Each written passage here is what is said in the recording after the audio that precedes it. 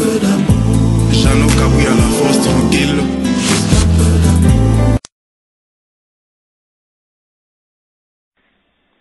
Non, moi je pensais que le 30 ans de lutte qu'il avait fait, ce n'était pas d'abord seul, et ce n'était pas pour lui, c'était pour le peuple congolais. C'est pourquoi nous, au niveau de l'Union pour la nation congolaise, nous avons dit, la première étape, c'est que l'opposition doit se doter d'un programme préélectoral commun. Nous devons d'abord nous assurer ensemble et mettre nos forces ensemble pour être sûrs que le pouvoir en place ne va pas nous placer les embûches sur le chemin des élections, dans la lutte pour la transparence.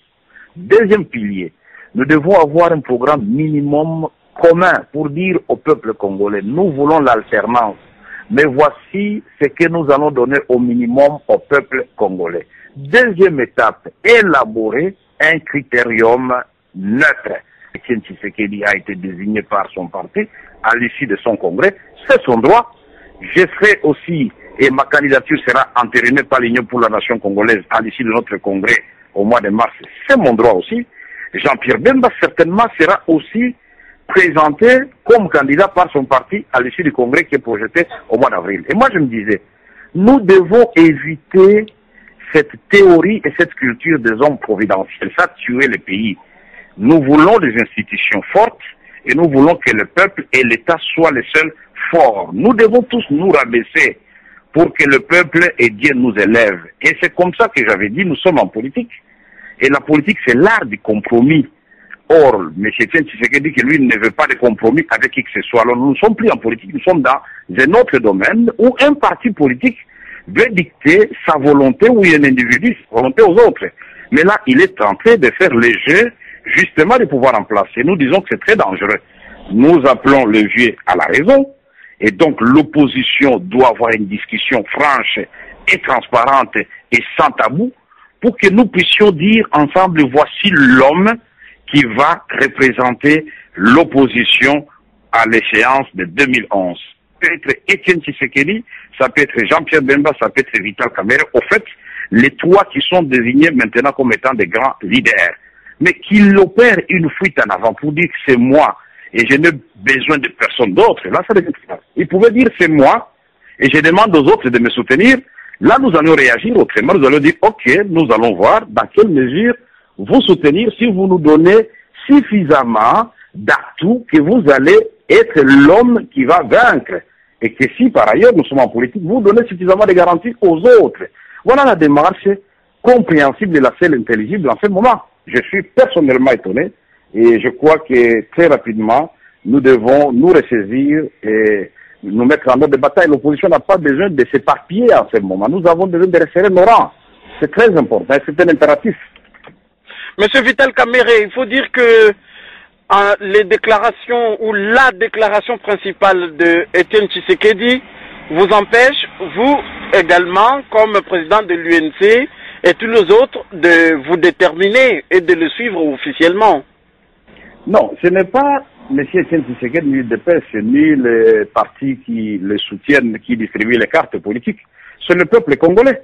Je vais vous rappeler une histoire récente et des États-Unis d'Amérique et de la France. Et vous vous rappelez très bien, quand le Parti démocrate aux États-Unis d'Amérique avait dans une large majorité de son opinion au niveau de la structure officielle, c'est-à-dire dirigeante, presque plébiscité Mme Clinton, et elle-même disait qu'en dehors d'elle, il n'y avait personne d'autre. Et quand on a entendu le jeune Obama présenter sa vision, son projet de société, les réformes qu'il compte faire en faveur des Américains, en tout cas, je ne pense pas que même vous, là, à Goma, et personne au Congo pensait que Obama allait être l'homme qui pouvait battre George Bush. Mais le peuple, les démocrates, la base, en a décidé autrement. Donc ce n'était pas Mme Clinton, malgré son âge, malgré sa longue expérience, malgré sa longue lutte. On a opté pour un jeune qui n'avait jamais combattu et qui n'avait comme expérience un mandat au Sénat. Donc la durée dans les combats n'est pas un critère objectif en soi. Il n'est pas suffisant, c'est un critère, mais ce n'est pas suffisant. Et donc, moi j'ai dit, quand nous prenons le cas de la France, l'UMP avec Sarkozy, ce n'était pas le plus vieux dans la lutte au niveau de l'UMP, mais les gens ont réalisé qu'il avait des idées novatrices et que c'était la personne qui pouvait battre Jacques Chirac. On l'a choisi. Et c'est ça la politique, ce ne sont pas les sentiments. Nous devons éviter de personnaliser les débats en politique, c'est ça qui tue la lutte politique. Bon, pendant 30 ans. Mais pourquoi les n'a jamais gagné depuis 30 ans? Et donc nous devons revisiter l'histoire et corriger nos erreurs du passé. Il n'était pas seul, moi j'étais étudiant. Et nos amis, nous avons été arrêtés à cause de l'IDPS, à cause de 13 parlementaires. Beaucoup de Congolais, il y en a qui sont morts, il y en a qui ont fait la prison à cause de l'IDPS. Donc la lutte là, de 30 ans, ce n'était pas les vieux seuls, c'est avec beaucoup de Congolais qui ont versé leur sang et d'autres qui ont fait la prison. Donc soyons humbles et ressaisissons-nous, c'est un conseil que je donne. Ça peut être le vieux, je n'en disconviens pas, ça peut être Etienne Tshisekedi.